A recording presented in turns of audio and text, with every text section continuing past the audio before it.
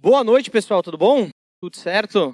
Conseguiram descansar nesse domingo de sol, esse domingo ensolarado? Aproveitaram para passear? Ou, não sei se... Quem que pegou a praia aqui esse final de semana? Ih, tem só... Ninguém pegou a praia aqui, cara. Então, vocês aproveitaram então para descansar. Imagino que tenham ficado em casa, os homens aproveitaram para cortar grama. É isso aí? Gente, é um privilégio estar aqui com vocês.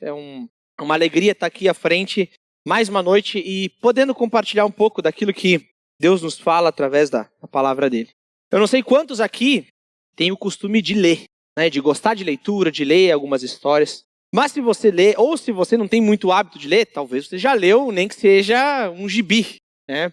E talvez você já tenha passado pela experiência de estar lendo alguma história, seja ela qual for, e cada página que você vai folhando dessa história, desse livro, você vai olhando aquela personagem, você vai olhando as características e vai se identificando com a história.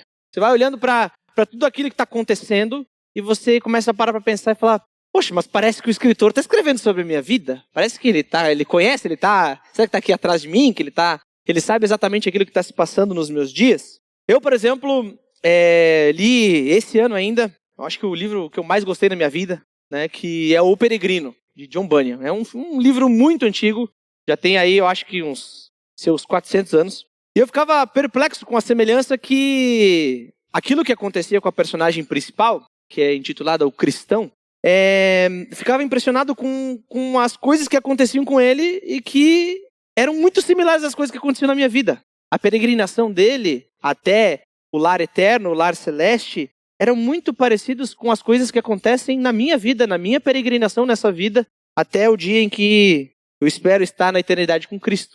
Era muito parecido. Quando eu olhava aquela história, parecia que o autor dela estava escrevendo sobre mim. Tinha uma certa identificação nisso tudo. E o que eu quero dizer com tudo isso é que, como bem dito pelo Emílio na última Bienal, ele falou a respeito das histórias da Bíblia.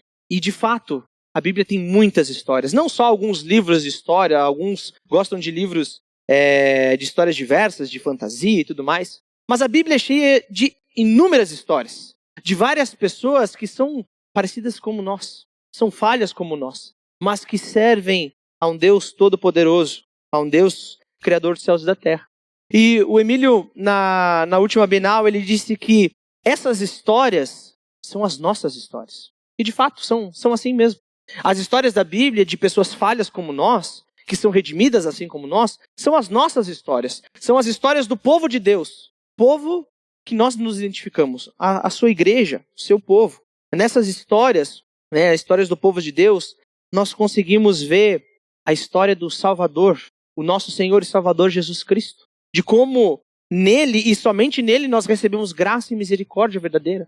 São nessas histórias que nós descobrimos que pessoas falhas, exatamente como eu e você, encontram descanso para suas almas eternamente em Cristo Jesus. São nessas histórias de pessoas falhas como nós. São exatamente nessas histórias que nós vemos o enredo de toda a redenção. A história de Deus sendo contada ali, de como o Senhor e Salvador, o Criador dos céus e da terra, redime pecadores, como todos nós aqui. São histórias. Certamente você já ouviu falar que a Bíblia é um conjunto de regras e que muitas pessoas não querem seguir. Mas não caia nessa falácia. Porque mais da metade da Bíblia são histórias. Histórias de pessoas simples. Pessoas que foram usadas extraordinariamente por Deus, que contam o agir de Deus na redenção, na salvação, redimindo pecadores para a vida eterna. E exatamente uma dessas histórias contadas na Bíblia, no Antigo Testamento, que eu quero compartilhar com vocês nessa noite. Então eu queria convidar vocês a abrir a Bíblia de vocês em Jonas, lá no Antigo Testamento, um dos profetas menores, um livro bem pequenininho. Jonas, capítulo 1, versículos de 1 a 3. E diz assim: a palavra do Senhor veio a Jonas, filho de Amitai, com essa ordem: vá depressa à grande cidade de Nínive e pregue contra ela, porque a sua maldade subiu até a minha presença. Mas Jonas fugiu da presença do Senhor, dirigindo-se para Tarsis. Desceu à cidade de Jope, onde encontrou um navio que se destinava àquele porto. Depois de pagar a passagem, embarcou para Tarsis para fugir do Senhor. Meu Deus, que o Senhor fale conosco nessa noite, que a tua palavra seja viva e eficaz e transforme o nosso coração.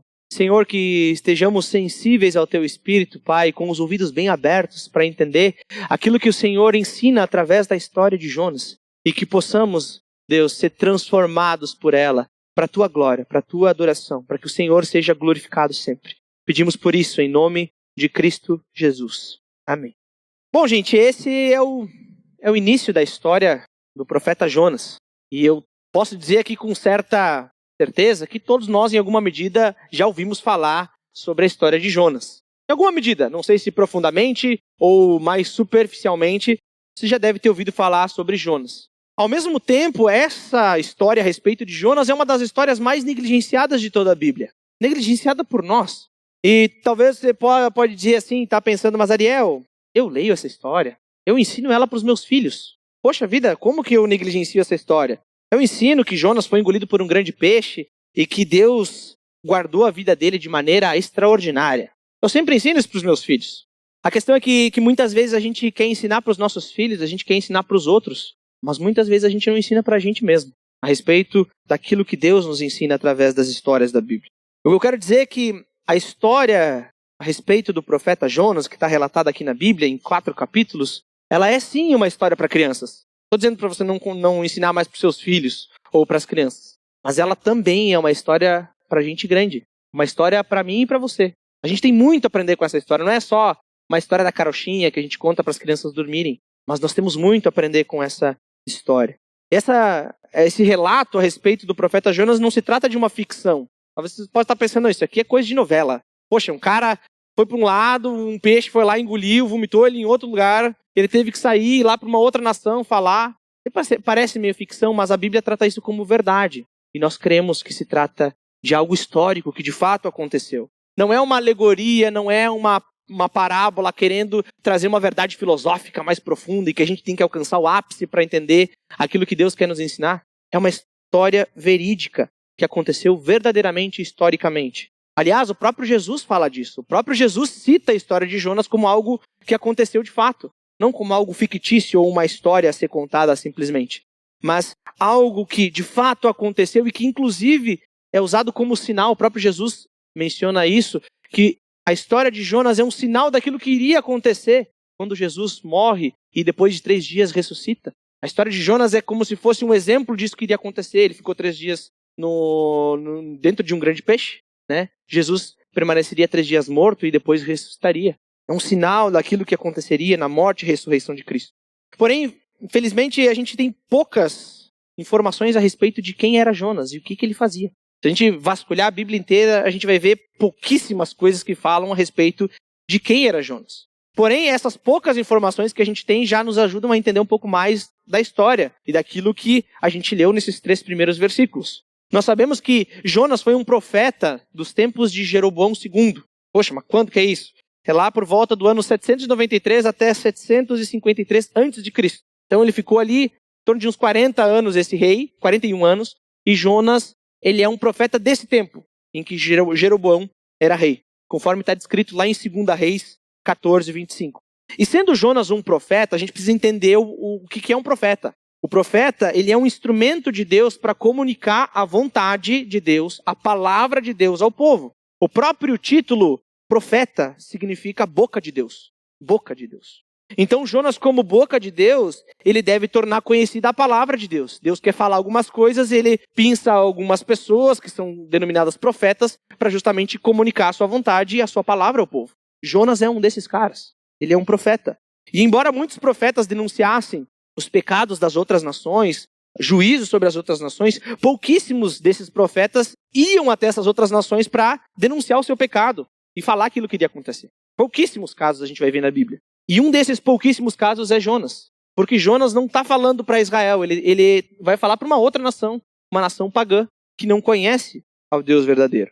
E não somente isso, uma coisa muito interessante de Jonas é ver como Deus age de maneira, assim, que foge às nossas expectativas. Porque Jonas, ele é um nacionalista ferrenho. Ele ama Israel, mas ele odeia as nações vizinhas. Ele odeia aqueles que odeiam a Deus. Ele odeia todos os seus inimigos. Ele é um nacionalista fervoroso. Mas Deus usa esse cara para ir até um outro país, a uma outra nação, para mandar a sua mensagem para aquela nação. Parece contrassenso isso pra gente, né? Mas Deus trabalha de diversas maneiras que nós não entendemos. Por exemplo, você já deve ter ouvido falar sobre um dos apóstolos, que era Mateus, que era cobrador de impostos. Mateus, ele, por ser cobrador de impostos, ele é um traidor, ele é inimigo da nação. Ele é inimigo dos judeus, os judeus odeiam ele. E quem que Deus usa para falar aos judeus em seu evangelho? Mateus. É um cara que é odiado para falar para aquele povo. Ama os seus inimigos. Nós podemos ver isso também no caso de Paulo.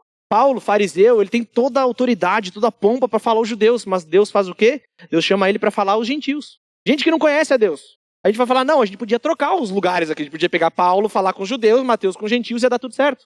É exatamente o contrário. É exatamente o contrário. Jonas é comissionado especificamente para levar a mensagem de Deus para um povo pagão. O profeta é enviado às nações. Ele é chamado por Deus para pregar na grande cidade de Nínive, a capital da Síria, um reino que anos mais tarde seria aquela que seria responsável por aniquilar Israel, por arrasar com Israel, por destruir Israel e humilhar Israel. E Deus está chamando Jonas para ir até esses caras.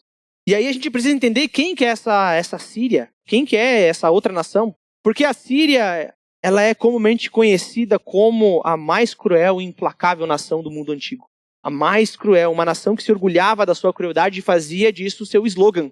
Fazia disso, então assim, o seu marketing era ser a nação cruel. Porque com isso eles amedrontavam as nações vizinhas. Na guerra, as pessoas tinham medo da Síria. Um de seus reis, que o nome dele aqui é difícil de falar, eu vou ler aqui, que é Assurbanipal, ele se gabava por empilhar cabeças humanas de exércitos inimigos na porta de Nínive. Então tu imagina chegar na porta de Nínive e ter um monte de cabeça de soldado inimigo que perdeu na guerra. Isso para comemorar. O seu exército, os seus soldados eram da mesma forma.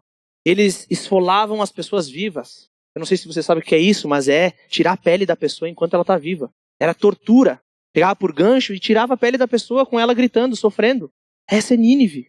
Nínive é justamente a nação que, enquanto estava em guerra e as cidades eram muradas e eram defendidas pelos seus muros, eles faziam um cerco em volta. E o que a Síria fazia? Ela empalava as pessoas em estacas de madeira, erguia elas na frente daquela cidade, para que as pessoas que estavam lá dentro, que ainda estavam vivas, olhassem para fora e ficassem com medo, sabendo que o que eles estavam esperando era justamente aquele mesmo tipo de morte. Essa é Nínive, para quem Deus está enviando Jonas. Uma nação cruel.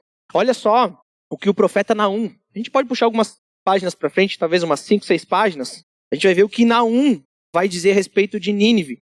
Naum capítulo 3, versículos de 1 a 4. Pode segurar em Jonas, a gente vai voltar.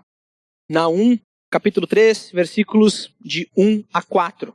E diz assim: ai da cidade sanguinária, repleta de fraudes e cheia de roubos, sempre fazendo as suas vítimas. Ah, os estalos dos chicotes, o barulho das rodas, o galope dos cavalos e o sacudir dos carros de guerra, cavaleiros atacando, espadas reluzentes e lanças cintilantes, muitos mortos, montanhas de cadáveres, corpos sem conta, gente tropeçando por cima deles. Tudo por causa do desejo desenfreado de uma prostituta sedutora, mestra de feitiçarias, que escravizou nações com a sua prostituição e os povos com a sua feitiçaria. Essa é Nínive, sendo descrita aqui por outro profeta, profeta Naum. Essa é a maior cidade da maior e mais temível nação, império daquele tempo. É para lá que Jonas está indo. Proclamar a mensagem de Deus para uma cidade cruel, uma máquina de guerra, de empilhar corpos e matar gente. Mas veja como é que começa, voltando para Jonas, o versículo 1. Jonas diz assim, capítulo 1, versículo 1. A palavra do Senhor veio a Jonas, filho de Amitai, com esta ordem. Perceba que o livro começa com a palavra do Senhor veio a Jonas. E talvez isso aqui pode passar despercebido, mas toda essa história que recém está começando, toda a mensagem que vai ser proclamada em Nínive, ela não tem o seu início no coração de Jonas. Jonas não quis ir para Nínive. Isso começou na boa e perfeita vontade de Deus, no coração de Deus. Deus quis e Deus falou a Jonas. Jonas não tirou essa ideia de ir pregar em Nínive da cabeça dele. Ele não estava lá sem fazer nada e falou, eu vou para Nínive, eu vou pregar lá a mensagem de Deus, porque eu acho que aquele pessoal de lá está precisando. O pessoal é muito cruel, eles precisam saber quem que é o Senhor dos céus e da terra. Eu preciso chegar lá e falar assim, olha, se vocês não mudarem, daqui 40 dias, nada vai sobrar. Essa cidade vai ser destruída. Porque é essa a mensagem de Jonas para Nínive. Se a gente olhar lá no capítulo 3, versículo 4, a pregação de Jonas ela é muito simples. Ela chega até a ser medíocre. É como se Jonas estivesse na esquina de uma rua muito importante gritando para tudo quanto é lado. A mesma frase, repetidas vezes. Ele diz assim no versículo 4 do capítulo 3. Jonas entrou na cidade e percorreu durante um dia, proclamando, daqui 40 dias, Nínive será destruída. A mensagem é clara. Jonas vai para lá e fica repetindo isso diversas vezes, em todos os cantos da cidade. Porém, Jonas não é o idealizador dessa mensagem. Ele não é o dono da mensagem. Inclusive, Jonas não tem poder sobre a mensagem. Ele é simplesmente o portador dessa mensagem. Ele é um simples mensageiro. Ele só tem que entregar a mensagem. Um porta-voz. O real idealizador dessa mensagem é Deus, é o Senhor. Porque isso nasce no coração de Deus. É iniciativa de Deus proclamar a sua mensagem ao povo. Ele que é o verdadeiro dono da mensagem. Ele que tem autoridade sobre o conteúdo dessa mensagem. Ele está dizendo, olha, em 40 dias essa cidade vai acabar, vai ser destruída. E é o próprio Deus que possui o poder sobre essa mensagem. Porque se Ele quer, Ele deseja que essa mensagem seja entregue, que a sua palavra seja proclamada em Nínive, Ele tem poder para que isso aconteça. Nem que for preciso Ele pegar Jonas, colocar dentro da barriga de um grande peixe, manda para quilômetros de distância e manda entregar a mensagem. Ele vai fazer isso acontecer. Ele tem poder sobre a mensagem. Isso ainda fica mais nítido quando a gente olha o final do versículo 1. Porque a gente vê que se trata de uma ordem. Não é um pedido. Deus não está pedindo, suplicando a Jonas, Jonas, eu preciso de ajuda. Não, não, não. É uma ordem expressa. Assim como um general ordena um soldado, Deus está ordenando Jonas. Não é para questionar, não é para duvidar, é para fazer. Ordem dada é ordem cumprida. É o Senhor dos céus e da terra que está mandando, gente. Ele não está pedindo ajuda. Ele diz assim, no versículo 2, vá depressa à grande cidade de Nínive e pregue contra ela, porque a sua maldade subiu até a minha presença.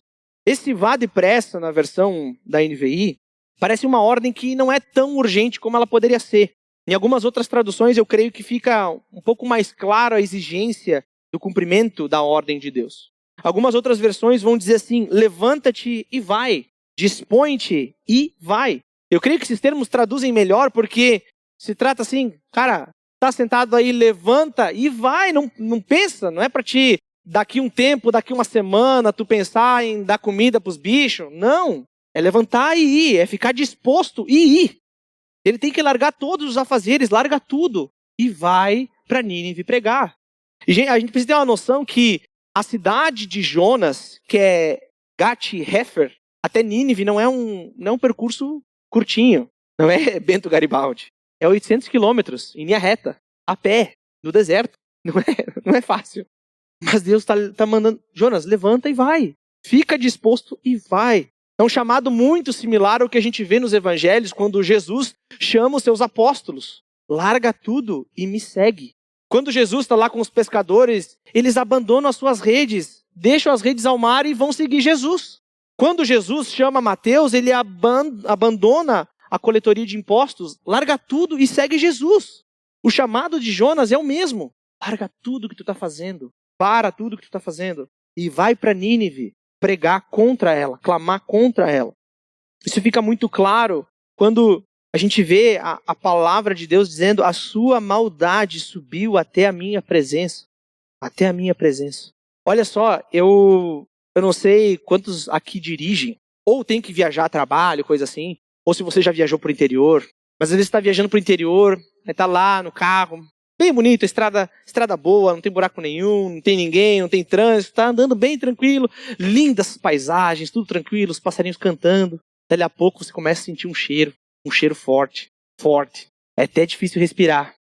Você começa a lacrimejar quase. E aí de duas uma, ou tu pensa, olha, ou tem um caminhão de porco ali na frente, ou eu tô perto de um aviário. Um dos dois. Porque o cheiro tá forte, tá ruim, tá difícil respirar. Se você tá perto da região do vale, e você começa a sentir um cheiro forte, você fala, aqui perto tem um curtume. Só pode. Porque esse cheiro aqui não é normal. É muito forte. Você não quer sentir aquele cheiro. Mas parece que aquele cheiro invade. E chega até você. Não quer sentir cheiro ruim, mas o cheiro vem. E é exatamente isso que Deus está denunciando aqui. É exatamente isso. Porque os pecados em Nínive são tão numerosos, o cheiro de morte e de pecado é tão grande lá, que chega até Deus. Tá fedendo, gente. Tá fedendo pecado. Tá fedendo morte essa cidade. Ao ponto que chegou até mim. Seus pecados são tão numerosos que chegaram até a minha presença. Imagina o que acontecia naquela cidade, gente. A gente falou só daquilo que a gente conseguia ver, mas imagina lá dentro, no seu dia a dia, a crueldade daquele povo. E aí nós pensamos, olhando só para o versículo 2, não, Deus mandou Jonas ficar disposto a levantar e ir para Nínive e pregar. Se vocês são como eu, que vocês gostam de filme de super-herói, vocês vão imaginar, não, ele vai rasgar a camisa, ele vai sair como um super-herói, como um super-homem e vai para Nínive, vai pregar a mensagem. A gente pensa isso, a gente não conhece a história de Jonas, a gente fala, não, ele vai obedecer a Deus e vai fazer chover. É isso que a gente pensa. Não, ele vai matar no peito. Ele vai obedecer a Deus e Deus vai fazer muitas coisas através dele. Mas, quando a gente olha para o versículo 3, a gente vê a real situação. Olha só o que diz o versículo 3. Mas Jonas fugiu da presença do Senhor, dirigindo-se para Tarsis. Desceu à cidade de Jope, onde encontrou um navio que se destinava àquele porto. Depois de pagar a passagem, embarcou para Tarsis para fugir do Senhor. É aqui que a gente tem um problema. Inclusive, a gente é tentado a pensar que o problema de Jonas é medo. Porque, de fato, a gente olha para como Nínive era e para onde Deus está mandando ele ir, a gente pensa, não, Jonas está com medo. Ele não quer ir. É óbvio. Imagina, o rei fazia aquilo tudo, os soldados faziam aquilo tudo, é óbvio. Jonas não quer ir, ele está com medo. Está com medo de morrer. Porém, o problema de Jonas não é medo. E a gente precisa entender isso muito claramente. O problema de Jonas não é medo. Jonas não está com medo de ir para Nínive. Ariel, está claro no texto, Jonas está com medo de ir. Olha só quem era Nínive. Ele está com medo. E aí eu quero convidar vocês a abrir Jonas, capítulo 4, versículo 2. Uma página só para frente. Jonas, capítulo 4, versículo 2. E diz assim, ele orou ao Senhor. Senhor, não foi isso que eu disse quando ainda estava em casa? Foi por isso que me apressei em fugir para Tarsis. Eu sabia que tu és Deus misericordioso e compassivo, muito paciente e cheio de amor, e que prometes castigar, mas depois te arrependes. O problema revelado pelo próprio Jonas na sua oração é que Jonas desaprova a vontade de Deus. Jonas está descontente com o plano de Deus para Nínive. Ele não quer que isso aconteça. Jonas é relutante à boa, perfeita e agradável vontade de Deus. Ele é rebelde. Deus mandou ele fazer, mas ele não quer. Ele não quer. Jonas deseja a sua justiça ao invés da misericórdia de Deus. Ele quer sangue e morte ao invés de arrependimento e vida. Ele não quer presenciar o arrependimento de uma nação pagã. Ele não quer. Ele quer que eles paguem pelos seus inúmeros pecados. Quando ele toma o caminho oposto, quando ele vai para Tarsis, eu não sei se vocês têm essa noção de geografia, mas a questão é que Jerusalém está aqui, Gat-Hefer está um pouquinho ali pertinho, é em torno de 9 quilômetros de Nazaré. Nínive é muito para cima e mais ao norte, mais ao oriente. E Tarsis é lá na Espanha, é no outro lado. E naquela época, o mundo conhecido, a Espanha era o máximo que dava para ir. Não existia América, o pessoal não conhecia a América ainda. Então o máximo que dava para ir longe é Tarsis. E o que Jonas faz? Eu vou para Tarsis. Quando ele faz essa escolha, ele não está sendo só desobediente, ele está afrontando diretamente a Deus, como se Deus não soubesse o que ele está fazendo. Deus, tu não sabe o que está me pedindo? Eu não vou para Nínive, eu vou para Tarsis. Eu não vou permitir que tu faça uma coisa dessas, que tu permita com que esse pessoal se arrependa. Eu não vou deixar isso acontecer, Deus. Tu está me pedindo uma coisa que está errada. Eles são pecadores, merecem ser punidos por causa disso. Eu não vou deixar com que esse povo passe impune. Porque se eu pregar lá, eles vão se arrepender. E Deus, tu tem o coração mole. Tu não rejeita um coração quebrantado e contrito. Tu não vai punir eles se eles se arrependerem. Eu quero que eles sejam punidos. Eu não vou permitir, Deus, que eles se arrependam. E aí Jonas pega e coloca Deus dentro de uma caixinha. Eu não vou permitir. Deus, tu não sabe o que tu está me pedindo. Eu sei mais do que tu. Coloca Deus dentro de uma caixinha e é exatamente esse o erro de Jonas. É exatamente esse erro que leva à desobediência, que leva à arrogância diante de Deus e que, quando a gente olha, a gente vê que colocar Deus dentro de uma caixinha leva Jonas à tolice. Porque Jonas se acha capaz de fugir de Deus. Quando a gente olha o capítulo 1, quando acontece toda aquela situação no barco e todo aquele alvoroço, o pessoal pergunta a Jonas, Tu tá aí dormindo, quem que tu é? Qual que é o teu afazer lá? Qual que é a tua profissão? Qual que é a tua nacionalidade? E ele fala, eu sou hebreu e eu temo ao Deus criador dos céus e da terra. Logo depois de tentar fugir de Deus. Faz sentido? Se eu subo aos céus, lá estás. Se eu faço minha cama no mais profundo abismo, lá estás também. Não adianta. Jonas quer botar Deus dentro de uma caixa, na sua caixa, mas ele que está dentro da caixa, não é Deus. Ele monta um esquema, ele traça um plano perfeito para fugir da presença do Senhor, o Criador dos céus e da terra. Ele fala, eu vou para o fim do mundo, o lugar mais longe que dá para ir. Lá nem Deus vai me achar lá. Eu vou para o fim do mundo. Eu vou fugir das minhas responsabilidades de ser boca de Deus. Deus está me mandando pregar a respeito de arrependimento, condenação por causa dos pecados. Mas não, eu não quero essa responsabilidade, eu quero fugir. Lá nem Deus vai me achar. Esse é o início da história do profeta Jonas. Muito antes dele ser engolido por um peixe. Um grande peixe. Mas antes da gente ficar aqui só tacando pedra em Jonas, eu acho que é muito interessante a forma com que Jesus fala, né? Quem não tem pecado, que atire a primeira pedra. E muitas vezes a gente já está assim. Antes da gente condenar Jonas, eu quero convidar a todos nós a fazer o exercício de olhar para si, para o seu próprio coração. Afinal, nenhum de nós aqui está livre de cair nos mesmos erros, na mesma arrogância, na mesma desobediência que Jonas teve. Afinal, Jonas não é só um no meio de uma multidão toda. A Bíblia conta a história de várias pessoas que temeram a Deus e que falharam, assim como nós falhamos todos os dias. E pecamos todos os dias. E todos os dias nós precisamos nos arrepender.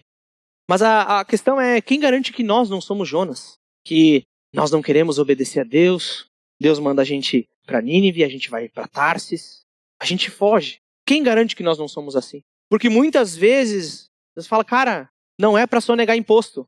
Não, mas eu acho que eu vou um pouquinho mais para lá. Deus, tu não sabe o que tá me pedindo, eu vou perder muito dinheiro.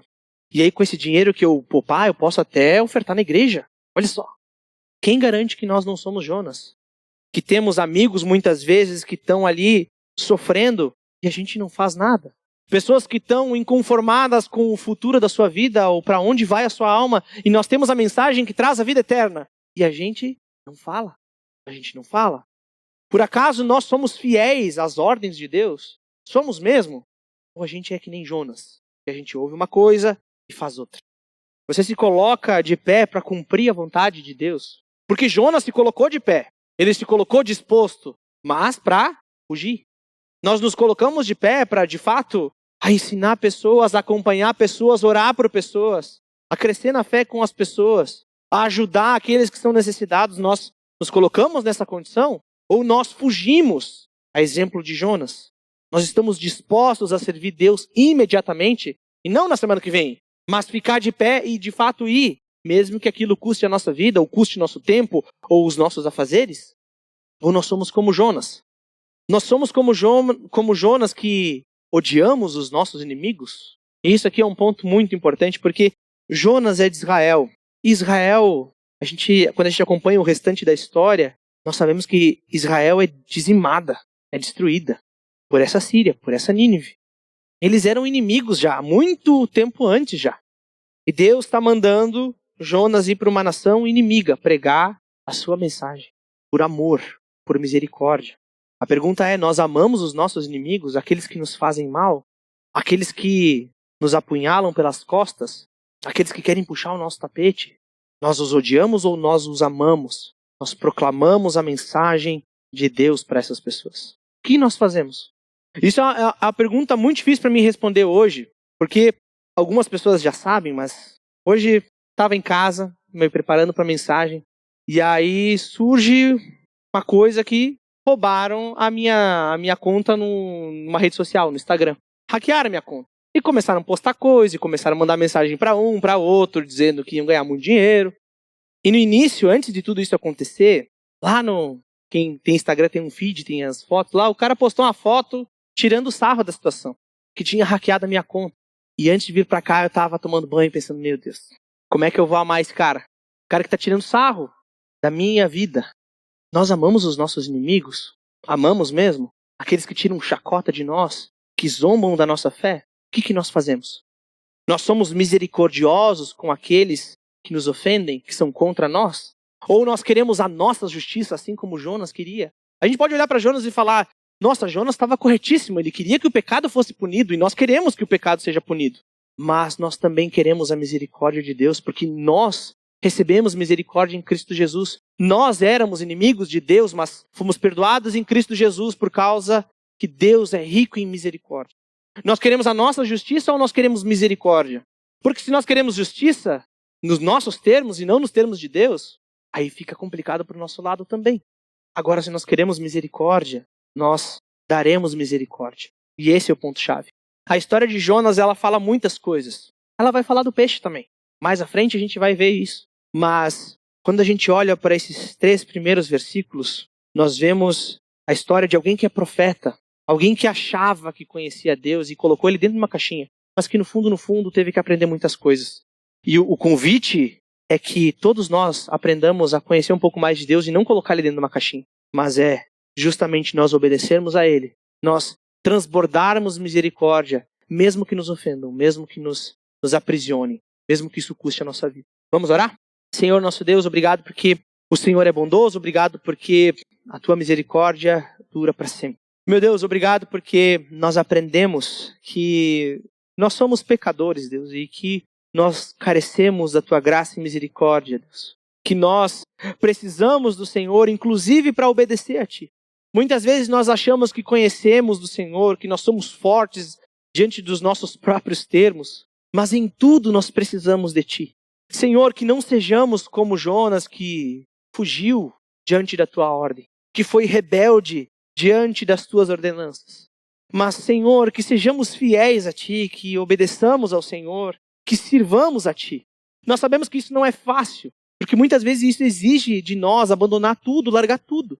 Mas, Senhor, que por amor a ti, nós possamos fazer tudo isso. Que por amor a ti, possamos abandonar as nossas vidas, largando tudo para honrar aquele que nos trouxe das trevas para a sua maravilhosa luz. Senhor, que sejamos transformados pela tua palavra, sempre, dia após dia, que o Senhor seja glorificado com tudo isso. Em nome de Jesus que nós oramos. Amém.